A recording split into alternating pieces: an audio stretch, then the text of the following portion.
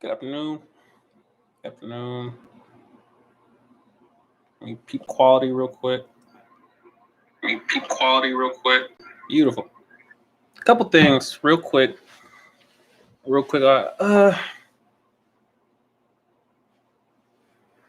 Let's see. When I first heard about the Space Force, get right into it. When I first heard the notion, the thought, dare I say the imagination surrounding the Space Force, if that was even a thing, you know, who's in charge of space? Who will be the reigning authority in space? It's a weird concept, and even now, as I think about it, it's different. It's different. But I'm definitely in a different place as of today, and really as of last week. It's amazing how one conversation can change how you view the world. This is why I practice listening so much. I'm very slow to comment on certain things without doing my due diligence, studying, asking the right questions to the right people, because you'll find yourself in a place that I'm currently in, where you're wrong. You're wrong. The first time I heard about the Space Force, obviously, it was when the president, made the announcement about, starting a new branch, and I was like, what does that even mean? Space Force, like, it sounds like a video game, a Netflix series, if you will. Who's going to dominate the moon, and immediately my mind went to this place of imagination, this place of this is not a real thing. We're not good at what we do on the ground. We still use paper, in the various branches. We still have boots on the ground.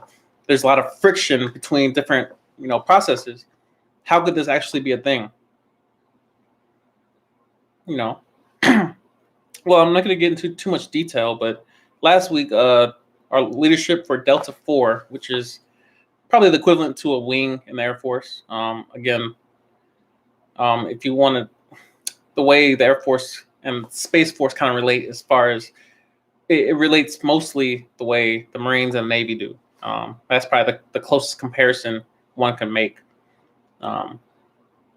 Space Force is to the Air Force what the Marines are more or less to the Navy. A lot of variation, but that's probably the best way to think of it. But yeah, Delta 4 leadership from Buckley Garrison, Colorado, came up, visited last week and, toured the base and whatnot, met with leadership. And besides all that, I was able to sit in a briefing, which wasn't nothing deep, wasn't nothing classified, wasn't nothing crazy off the wall. But I was able to sit in a briefing, and basically they began to just describe just one piece of the mission, just one area. It was interesting. It was mind-opening. To where I'm now in the place where I must admit I was wrong. My initial impression of the Space Force was people are going to be trying to go to the moon. It's going to be the Army up there with, our guns shooting into a vacuum, And now that I know what I know now, just a little bit of insight, I have a different opinion. What am I saying all that for? You see the title of the stream. I was wrong about the Space Force. Well, took a couple notes. There's a level of ignorance.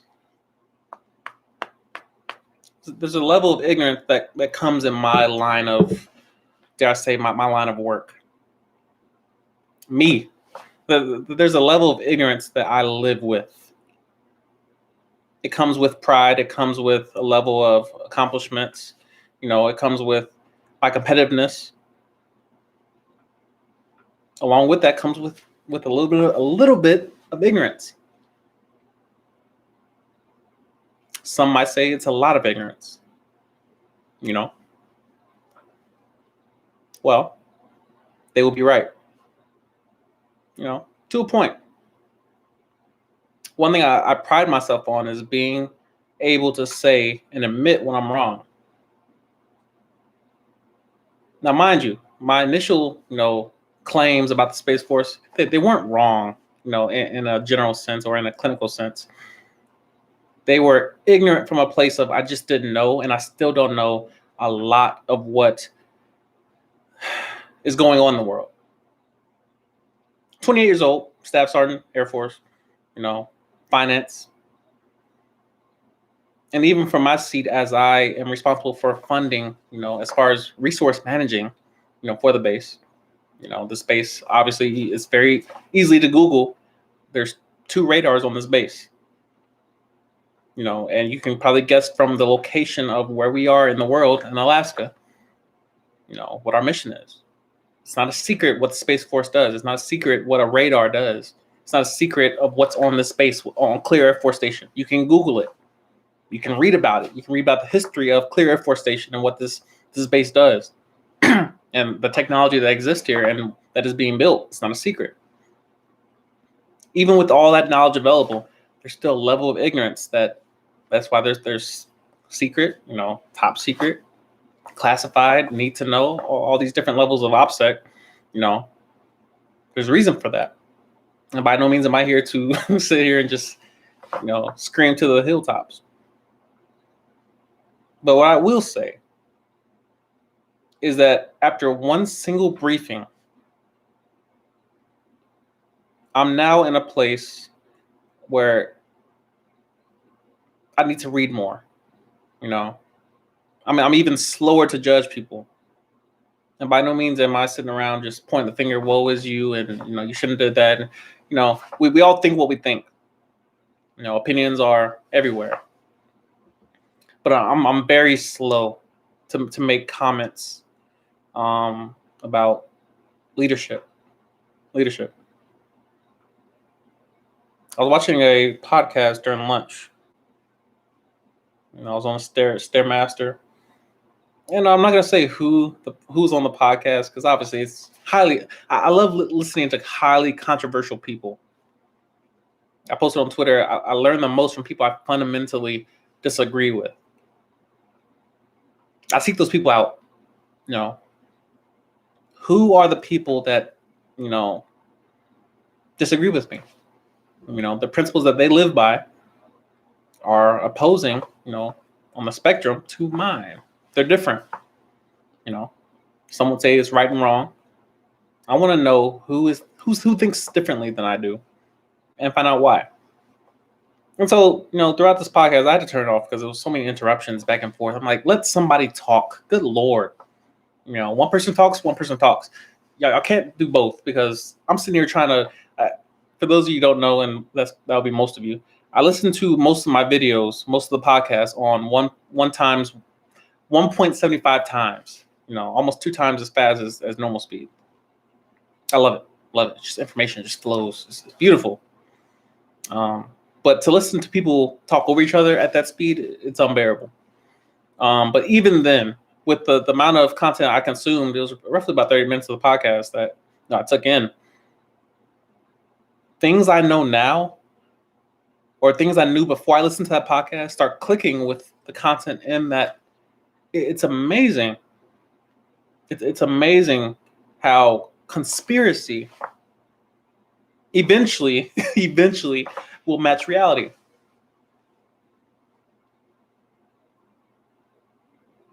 If I were to tweet right now, I would tweet that every conspiracy theorist is eventually right.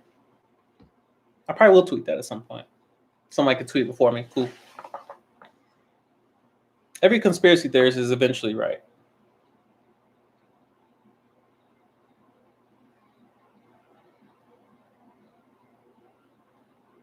I'm reminded of arguments concerning pain on this earth.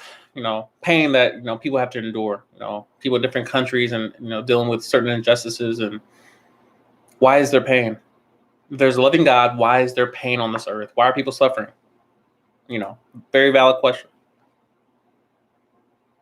And I'm reminded of an analogy I heard during it's a pretty dope debate. And one of the arguments used was a child would ask the same question when they're getting a shot, at 2 years old, when they're getting, a vaccine or what have you. Chicken pox. And the child's looking at their parent and they're holding them down as the doctor administers, the vaccine or what have you. And I'm sure the child is wondering, why is this pain happening? And it would take some years before that child understood what was transpiring in that moment. I would ask the same question about my parents' divorce. In the moment, I'm wondering, how is this happening to me? Meanwhile, all my friends had, their parents went through the same thing. I don't think I know anyone who's successfully, married more than 20 years at this point in my life. I don't know anyone who's successfully married right now. But even then, I can reflect on the fact that eventually, I won't find a way to cope with it. I will understand from a mature mindset. And, the growing pains of America are quite apparent. We live in a very young country, relative to other countries. This is a very young country. And so the growing pains are very, very apparent, Diversity, we both benefit and suffer from diversity. This is very apparent in the Olympics, It is what it is. Obviously, on the eve, of the election, I cannot wait for the foolishness. I'm not going to get into it. It's going to be beautiful. But yeah, I was wrong about the Space Force. I was also wrong about the fact that it already existed. The Space Force already existed in terms of the functionality or like what goes on in said Space Force. The people already existed. I heard numbers of in about the next 5 years or so, Space Force will be around 16,000 strong. One of the chiefs that briefed us, Chief Fraser, he said he will be one of 35 chiefs in the Space Force. That's pretty dope. What he was alluding to is that all they're doing is removing AFSCs from the Air Force and placing them under a new umbrella. So the Space Force was already doing their job, monitoring space, emptiness, dare I say.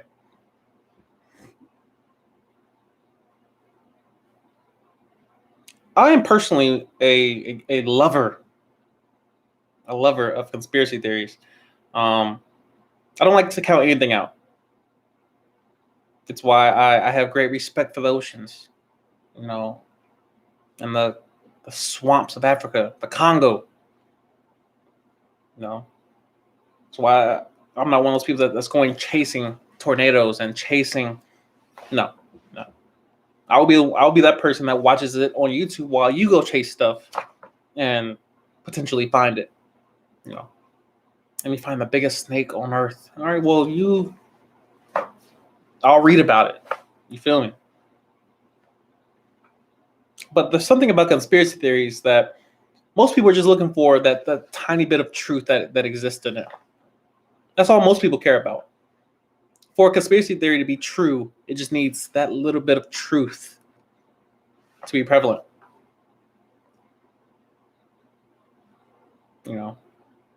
Well, when it comes to the Space Force, I was one of those people who had no information when I wrote off the Space Force. I wrote it off as just, we're bored, We're bored, so we're gonna create something. As I look at my old videos, as I often do, there's a level of I don't know. I don't know, but I've lost a lot of respect for my older content just because of where I'm at currently. Um, Growth, time, maturation.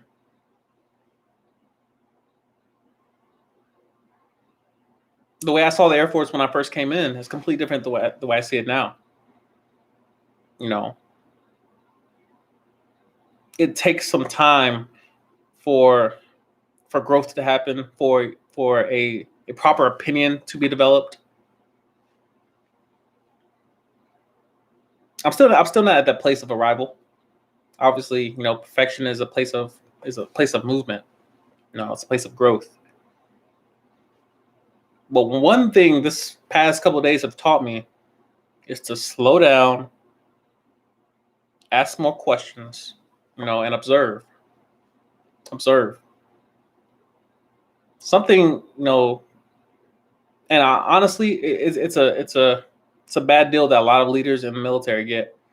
Not talking about anything specifically, but just in general. The same thing happens with our parents.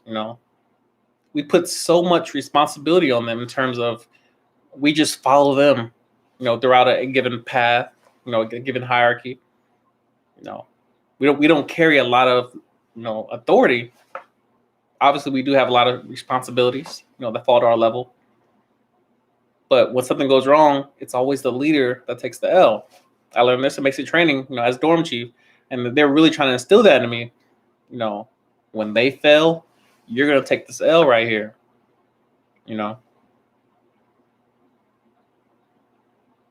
It's interesting. It's interesting.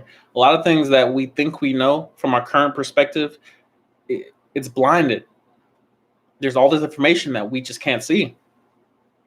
And I will admit that as I'm talking, this may be going over a lot of your heads, but trust me, there's principle there in terms of ignorance is very easy to slip into. It's dangerous. It's dangerous. It's dangerous. People assume that because you're old, you're wise. It's not the same.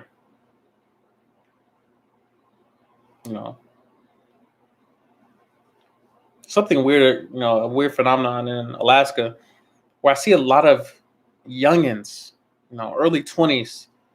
A lot of people up here are married. It's interesting. It's interesting. And I ask myself, I'm like, what do they know that I don't know?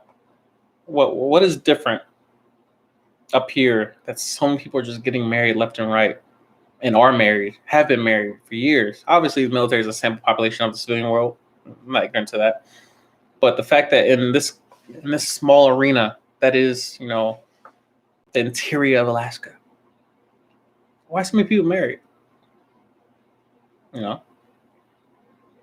Because I'm very quick to analyze the data, the numbers, the analytics,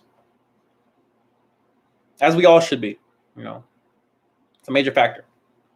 But at the same time, there are other variables at play, and I must ask myself, people make decisions every single day in light and even while knowing the data. I asked my father the same thing. Why did you get married after your divorce? What would make you jump right back in to the fire? And from where I sit currently, I know that there's something he knows that I don't know. There's data missing. I'm not one of those people that blames time, that blames, oh, in due time you'll figure it out. Healing by just waiting for stuff to happen. No. But I realize that there's a level of maturity that does happen in time, but there's a level of experience also that is required. It's required.